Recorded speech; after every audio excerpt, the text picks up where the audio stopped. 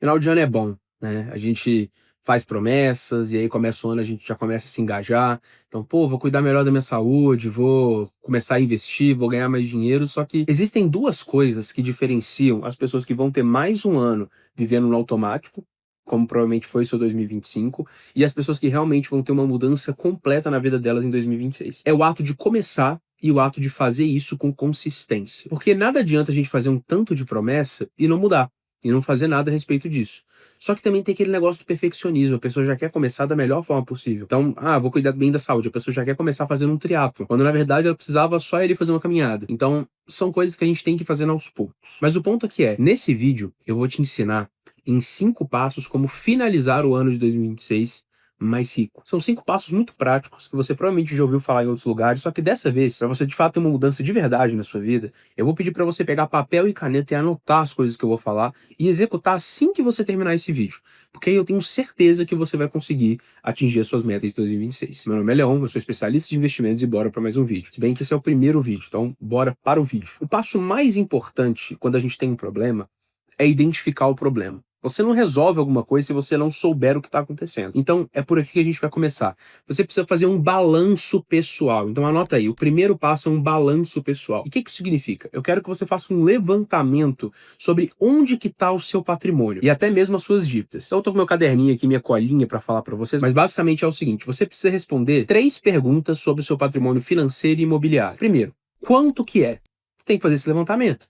E aí você pode fazer no papel, você pode fazer no Excel, você pode fazer no documento, você pode fazer aonde você quiser. A segunda pergunta que você tem que fazer é: onde que tá? Então, se é patrimônio financeiro, em qual banco que tá? Aonde que tá? Com quem que tá? Porque eu sei que tem gente que empresta o dinheiro pros outros para fazer investimento. Então, até isso é bom você controlar. Se você emprestou esse dinheiro para alguém, entender, tá emprestado com a pessoa, que seja, tá? Você tem que ter ciência de onde está esse dinheiro. E por fim, como que tá? Porque isso é muito importante. Eu tenho muito cliente que vem ser atendido pela gente, o dinheiro dele tá rendendo mal, o dinheiro dele tá rendendo de acordo com as expectativas erradas. Se tem imóvel, tá alugado por um preço que não tá justo. Se tem imóvel e tá alugado, às vezes nem precisava estar alugado, às vezes era melhor vender e fazer esse patrimônio financeiro. Ou o contrário, era importante comprar um imóvel com patrimônio financeiro. Então eu quero que você responda essas 3 perguntas aí no seu papelzinho, ou no Excel, ou no Word, aonde quer que seja. Isso é muito importante para você tomar consciência do seu problema. E agora vamos para a letra B desse tópico de patrimônio, que é entender as suas dívidas. Você tem alguma dívida?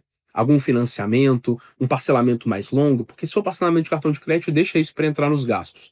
Mas alguma dívida significante? Se sim, anota e vê as condições dela. Tem gente que tem financiamento e não sabe quanto que paga de juros. Tem gente que, se eu perguntar, a pessoa tem um financiamento, é a dívida da vida dela. Qual que é o custo efetivo do seu contrato? A pessoa não sabe. Para quem não sabe, custo efetivo é os juros e mais algumas coisas. Taxas, seguros e por aí vai. Por exemplo, um financiamento pela Caixa, a gente vê alguns recentemente assim, pode girar em torno de 10 a 12%. Então, é o custo efetivo. Você precisa saber disso, até porque se você tem uma carteira que rende mais do que isso, por que você está amortizando?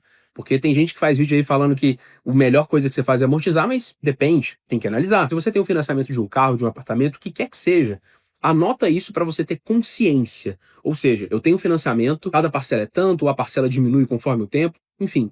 O custo efetivo dele é tanto, falta tanto, o saldo devedor é tanto.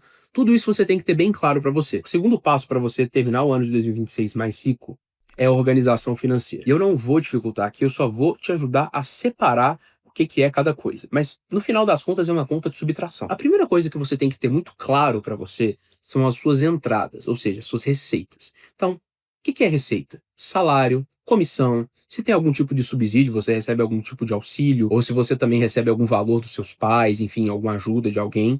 Tudo isso é receita, é os seus valores que você tem disponíveis para gastar. Então, tudo que é entrada você tem que anotar. Então, anota, ó, salário é tanto, salário do outro trabalho, um freelance é tanto, a minha comissão do meu trabalho, que é uma renda variável, é tanto, eu recebo um subsídio aqui que é tanto, tô recebendo um pagamento de uma dívida, que eu emprestei dinheiro para alguém, tanto também. Então, assim, tudo isso você tem que ter bem claro para você saber quanto que você recebe na média por mês e quanto que você vai receber em cada mês, tá? Agora é importante ir para a parte dos gastos, e aqui a gente vai dividir os gastos em 2 aspectos, tá? Primeiro, os gastos fixos. E o que é gasto fixo?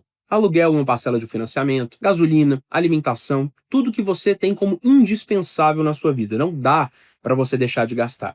Esses são os seus gastos fixos, tá? Isso aí é muito importante você ter separado, até porque não é que ninguém deva viver sem lazer, mas você tem que separar, ó. Isso aqui é o que eu tenho que pagar para não me endividar, para sobreviver, e essa outra parcela aqui é o que eu tenho que gastar para me divertir, para aproveitar a vida. Então você tem que separar isso, tá? E tem um detalhe aqui também. Como você transforma dívida de cartão de crédito, parcelamento em um gasto fixo, e que se você não pagar isso pode transformar a sua vida num inferno depois, porque juros de cartão de crédito é muito alto, parcela de dívida também entra nos gastos fixos, porque se você deixar de pagar, você vai aumentar a sua dívida cada vez mais. E a gente não quer isso, então joga isso para os gastos fixos também. Agora vamos para os gastos variáveis. E aqui já vai entrar uma dinâmica que é muito pessoal. Então, no meu caso, por exemplo, vai entrar tudo que tem relação ao entretenimento. Então, jantar, cinema, todos esses tipos de gastos vão entrar aqui. E aqui tem uma coisa muito importante. Academia é muito importante. A gente tem que fazer. Eu, inclusive, nesse ano, estou muito focado na minha saúde. Mas é gasto fixo? Não, você vive sem. Então, academia, por exemplo, é um gasto variável. Se você quiser cancelar no mês que vem, a menos que você tenha feito um plano anual onde você parcelou tudo no cartão, que aí seria um gasto fixo, se não for esse caso, vai entrar na sua parcela de gasto variável, tá? Entre outras assinaturas também que são muito importantes. Você pode não viver sem alguma coisa no sentido de não viver porque você gosta, mas isso não é gasto fixo. Isso é gasto variável. Então, quer fazer uma listinha para ficar mais fácil para você. Entretenimento, iFood, assinaturas no geral, tudo isso, se você não tiver, você continua vivendo normalmente. Vai ser um inferno? Vai ser um inferno porque você gosta, mas não é gasto fixo. Então só separa isso no papel, Excel, seja lá a ferramenta que você esteja usando. O que é gasto fixo? Vamos recapitular. Aluguel, alimentação, gasolina, parcela de financiamento, dívidas, escola dos filhos, tudo isso é gasto fixo. Tudo que é indispensável, você não pode deixar de pagar. E o que é gasto variável? Entretenimento, lazer, assinaturas, tudo é que seja isso, você tem que também separar. Agora, pronto, sobrou alguma coisa, né? Espero que sim. Aí você deve estar ansioso assim, tá? Agora ele vai chegar na parte que ele vai falar que tem que investir. Só que tem um detalhe. Antes de pensar em investir, você tem que ter um pé de meia, você tem que ter uma reserva de emergência. Que é justamente o que vocês escutam aí. Eu vou desmistificar para vocês. Ah, tem que ser 6 a 12 vezes. Calma, vamos lá que eu vou explicar para vocês. A gente vai fazer uma continha aqui para ficar mais fácil de entender. Vamos lá, reserva de emergência, para quem não sabe, a primeira coisa que você entender é que não é um investimento para você ganhar dinheiro. E tem gente que deixa isso até em saldo em conta. Conheço gente que faz isso, tá? Mas se você puder fazer isso com um saldo em conta que é remunerado, tem algumas contas aí, esses bancos digitais, essas fintechs novas aí, geralmente tem isso. É uma conta corrente que rende também. Se puder ser assim, perfeito, também tá ótimo. Mas vamos lá. E por que que esse terceiro passo da reserva de emergência é tão importante? Muita gente aprendeu aí na internet que a reserva de emergência é só para questão de, perdi o emprego, vou ter alguns meses aí, mas não é só para isso. Tem hora que você não vai ter a liquidez necessária nos investimentos para lidar com certos custos eventuais. Então, por exemplo, um chuveiro queimou e deu um problema no seu banheiro, você tem que fazer uma reforma que custa aí R$1.000, R$2.000. Será que o melhor caminho é vender um investimento que foi confiado para um longo prazo? Ou seja, o fato dele ser bom depende do longo prazo? Não é bom fazer isso, entendeu? Você vai contar com a sorte de você vender com uma taxa melhor do que no mercado, que você vender em um momento que aquela ação, por exemplo, que você comprou tenha dado lucro. Então, não é o ideal. A reserva de emergência não é só questão de renda, é questão de emergências mesmo. Então, deu algum problema com o carro, precisa de um medicamento, precisou fazer uma reforma do nada, alguma coisa em casa estragou. Então, não é só para a questão do emprego, mas isso é muito importante também. Você ter alguns meses de previsibilidade dos seus gastos totais, ou vocês vão entender isso, para você conseguir se organizar na sua vida. Então, aconteceu alguma coisa, você tem ali de 4 a 10, 12 meses da sua renda, dos seus gastos totais, para conseguir manter o seu padrão de vida e, ao mesmo tempo, ir atrás do que você tem que fazer para resolver a sua vida de novo. Fechou? A sua reserva de emergência tem que cobrir alguns meses dos seus gastos totais. E aí já vai começar o escândalo, né? Porque, não era gasto fixo? Olha, eu sou um pouco divergente dessa opinião, porque é o seguinte, beleza, se em algum momento esse fenômeno da reserva de emergência, adianto que eu nunca vi isso acontecendo com ninguém, tá? Nunca vi nos meus clientes eles perdendo o emprego e tendo que usar a reserva de emergência de forma recorrente. Geralmente eles caminham a vida muito rápido, mas ainda que seja, será mesmo que você precisa ficar sem fazer nada? Você vai ficar em casa fazendo fotossíntese? Não. E muitas vezes, até mesmo para procurar um emprego, você vai ter alguns gastos. Então, coloca os seus gastos totais. Então, vamos colocar um exemplo aqui de uma pessoa. A pessoa ganha R$10.000, ok? Ela tem, vamos colocar aí, 4.000 de gastos fixos, 2.000 de gastos variáveis, sobra 4.000, ok? Então, ela tem de gastos totais 6.000 e sobra ali para ela 4.000, que é o valor que ela investe. Inclusive, uma ótima conta para investimento. 40% da renda, perfeito. Nesse caso, onde ela tem um gasto total de 60%, eu sou a favor de usar esses 6.000 e não os 4.000 de gasto fixo para fazer reserva. Porque se acontece alguma coisa, a pessoa tem ali alguns meses do padrão de vida dela, né? É um constrangimento também. Imagina ter que virar para a esposa, por assim, olha, a gente vai poder fazer mais nada, agora é só o que dá para viver. Então, assim, não precisa necessariamente ser só dos gastos fixos, só do essencial ali.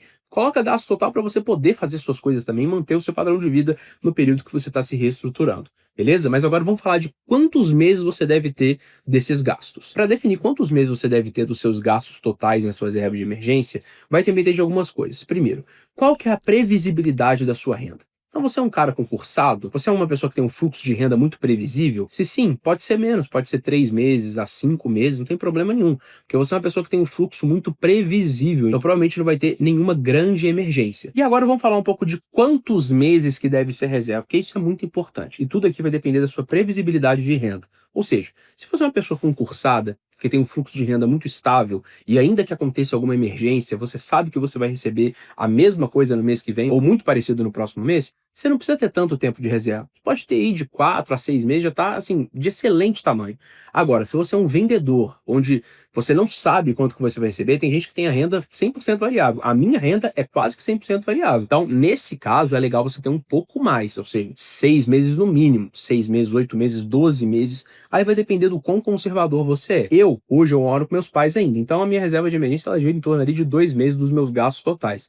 Porque se alguma coisa louca acontecer na minha vida, primeiro que se alguma coisa aqui em casa quebra, quem paga geralmente não sou eu, né? A menos que eu seja culpado, mas de forma geral, se alguma coisa também muito louca acontecer, eu tenho os meus pais também que eu posso pedir ajuda, enfim. Isso é uma coisa que você pode levar em consideração também, tá? Tem muita gente nova que vai assistir isso aqui, porque cada dia que passa o mercado de investimentos, os jovens acompanham mais, que é a parte dos pais. Então, se você é muito jovem também, é legal você ter um pouquinho de liquidez ali para você, eventualmente, até aproveitar uma oportunidade. Enfim, se aparecer alguma coisa que você precisa comprar, pode ser que seja interessante, mas se você também está sobre o teto dos seus pais ou sobre o teto de outra pessoa, tem alguém que te auxilie financeiramente, você pode dar uma dispensada nisso. Mas enfim, esse tópico que está fechado. Muito importante fazer sua reserva de emergência, lembre, gastos totais, e aí você pode ter um range aí de 4 a 10 meses, estando dentro disso vai estar perfeito. E agora a gente vai para o quarto passo, que talvez seja o mais importante da lista para você de fato enriquecer no ano de 2026, que é investimento. Então você tem que começar a investir em 2026. E sempre tem aquela pessoa que é descrente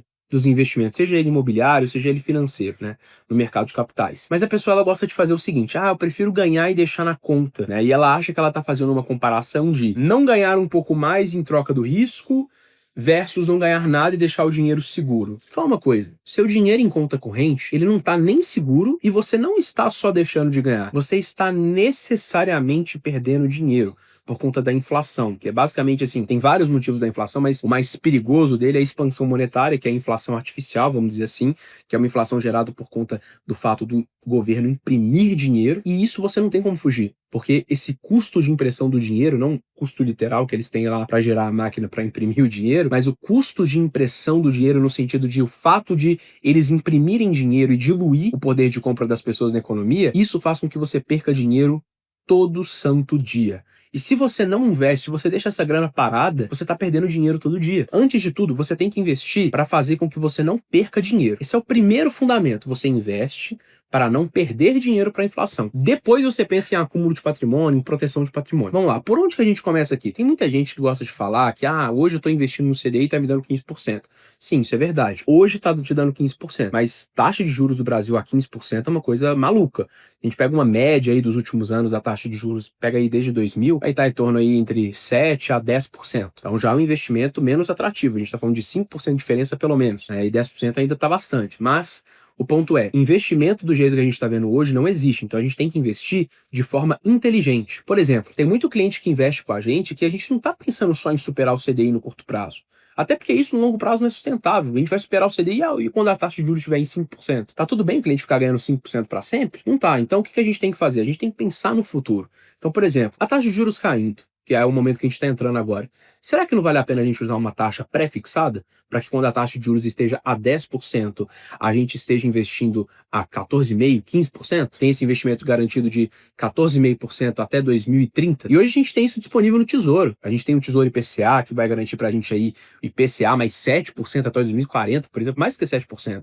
que é uma rentabilidade real, acima da inflação, porque IPCA é inflação. Então, assim, a gente tem que diversificar de fato, e eu sei que esse tema é mais complexo, isso precisa de um vídeo só para isso, e eu vou fazer esse vídeo, mas se você quiser que a gente invista o seu dinheiro para você, tá? Onde você pode ser atendido por mim ou por alguém da minha equipe, é só você preencher o formulário aqui pra gente marcar uma conversa e entender se faz sentido fazer esse atendimento, tá? A gente trabalha no modelo aqui de Family Office, a gente de fato cuida do patrimônio das pessoas via recomendação de investimentos, a gente tem parceria com alguns bancos, então a gente consegue enviar o push, seu único trabalho é aceitar o push pelo celular, mas o ponto aqui é, você precisa investir, tá? Isso é muito importante, porque sem isso você não tá só perdendo dinheiro, você também tá deixando de acumular e multiplicar o seu patrimônio. Então essa é a parte mais importante desse vídeo. Invista, e claro, eu não vou me aprofundar tanto aqui, senão eu poderia ficar falando de diversos quesitos de investimento, mas o ponto é, você precisa multiplicar o seu dinheiro e proteger ele da inflação. Não só da inflação, de outros problemas, proteção cambial, proteger do dólar, então dolarizar, e tudo isso a gente vai abordar em outros vídeos, a gente vai abordar tanto também se você quiser marcar uma conversa pra gente investir. Fechou? Mas o mais importante aqui é você ter essa consciência que você precisa aprender a investir ou contratar alguém para fazer isso para você. E agora o último passo, que aqui é um pouco mais simples, sendo bem direto, é você continuar procurando conhecimento. É nesse momento que eu te convido para se inscrever aqui no meu canal e também me seguir lá no Instagram, onde eu tô postando coisas quase que diariamente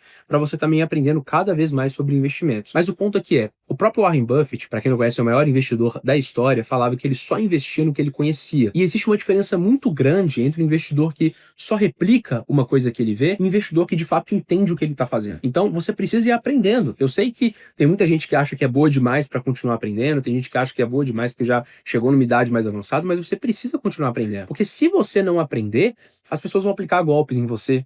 Hoje a gente está aí não só na parte de golpe, mas até mesmo ser mal atendido por assessores, por gerentes de bancos. Claro que eu estou generalizando, mas enfim, você precisa entender o que você está fazendo. Você precisa abrir a sua carteira de investimentos e pelo menos entender o que você está fazendo. A pessoa que te atende hoje, se é que você tem um profissional que cuida dos seus investimentos, você consegue explicar tudo que você investe por conta do que essa pessoa já te falou? Ou ela não te ensina nada? Ela só fala assim, ó, mandei um investimento aí, faz a aplicação e pronto. Então, a pessoa te explica, ela te dá detalhes, isso tudo é muito importante. Você precisa entender o que você está fazendo, você conhecer o investimento que você está fazendo. Porque, por exemplo, um exemplo muito claro aqui, tem gente que me pergunta na hora que a gente vai fazer uma aplicação, por exemplo, taxa de juros hoje está a 15%, ok? E aí a gente poderia pegar um pós-fixado, então pegar um CDB que paga 110% do CDI, ou pegar um título pré-fixado até 2032, que paga 14,6%. Tô falando taxas recentes na minha cabeça que eu recomendei para alguns clientes. E a pessoa fala assim, uai, mas taxa de juros está a 15%. A gente vai pegar um negócio que rende 14,5%?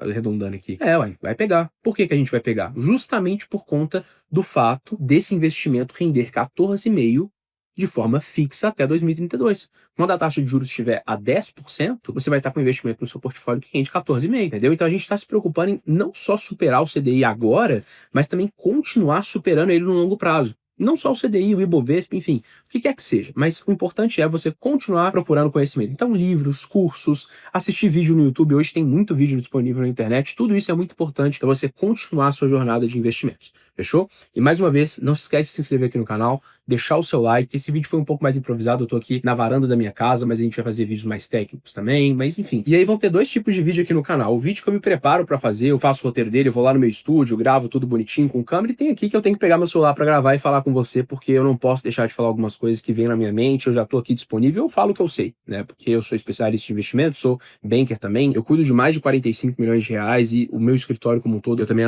auxilio na administração de mais de 220 milhões, então assim, a gente tá vivendo isso no dia a dia, a gente sabe justamente o que você tem que fazer para se organizar financeiramente, ficar mais rico e investir da forma correta. Fechou? Muito obrigado, pessoal, não esquece de deixar o like, valeu!